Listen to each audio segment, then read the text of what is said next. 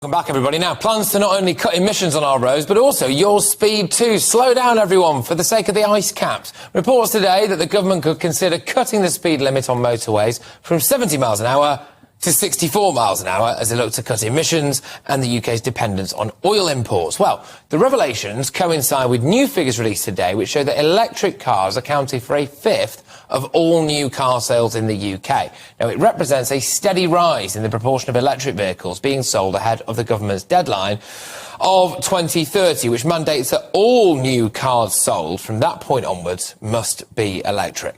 Critics, however, have raised numerous issues with the plan, including the fact that in the UK, fewer than 40,000 charging points actually exist, apparently. They're saying it's an unrealistic target. Joining me now is Howard Cox, founder of Fair Fuel UK campaign. Howard, thank you very much.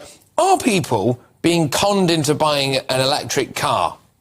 Absolutely. I mean, it's a big... Let's be clear, electric vehicles are incredible pieces of technology. They really are incredible, but they're not practical. They don't go as far. You get this range anxiety, the actually cradle to grave from in terms of production process against an internal combustion engine. There's not much difference in terms of the emissions. Well, this is the key point, right? So the electric cars only really make sense if they save people money and save the planet. Do they do either of those things? No, they do not. It's ridiculous. It's all virtual signalling BS. And as far as I'm concerned, I'm sorry if I said that right. It's not the worst thing I'll say today. Carry on. But the thing is, the whole reason I wrote the article in The Sun today was to point out that we've only got 6-7 years before we are told, and we have been told by the government, it's a mandate, an edict. It's not in legislation yet, so that's why we're still fighting it, is that we cannot buy a new diesel or petrol car in 2030. And that's the issue, the reason why I'm working with The Sun to actually get some realisation that the 2030 ban is going to cost us a fortune.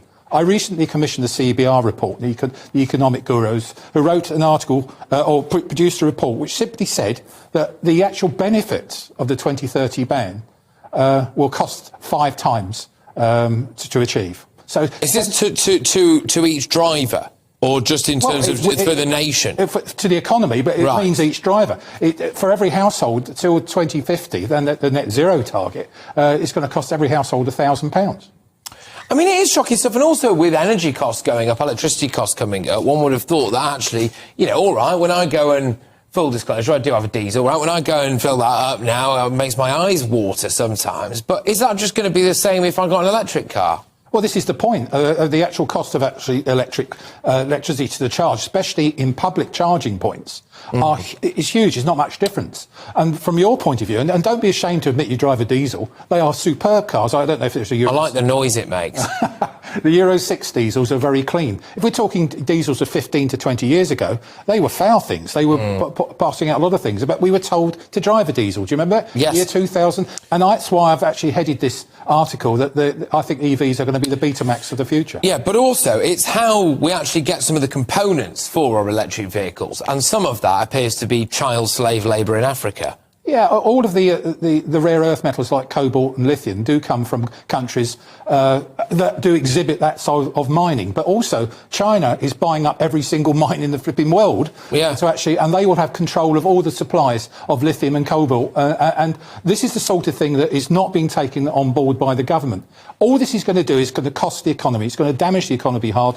And this is the big thing. There is clean fuel technology evolving. We didn't need to be forced into one choice, electric vehicles. But why have they done this? Is it Greta Thunberg? It is definitely the green spads and the green people in Whitehall, which I come across all of the time.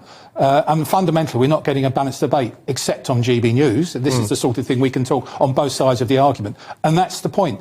Electric vehicles are great things, but they're not practical. The thing is, though, it's a little bit like mask wearing. I'm absolutely fine, of course I am, with anyone who wants to wear a mask. I'm not fine with being told that we have to wear a mask. I am, of course, fine with anyone who wants to drive an electric car or a diesel or a petrol. I don't like the idea of being told that I have to drive an electric car. When it comes to slowing down on motorways, they want to take it from 70 miles an hour to 64 miles an hour in order to save polar bears.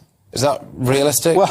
Well, this is part of a full net zero report on a number of issues, energy supply, etc. And one of them is actually slowing down on motorways by 10%.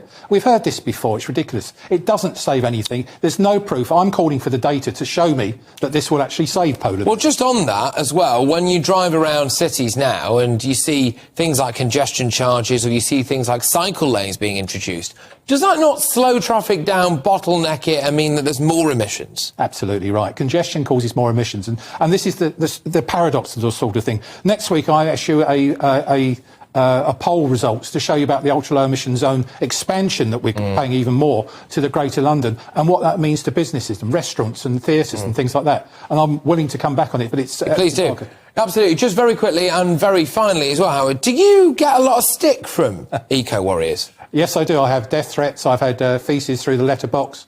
I've had all sorts of things that have... but I'm sorry, I'm on the side of...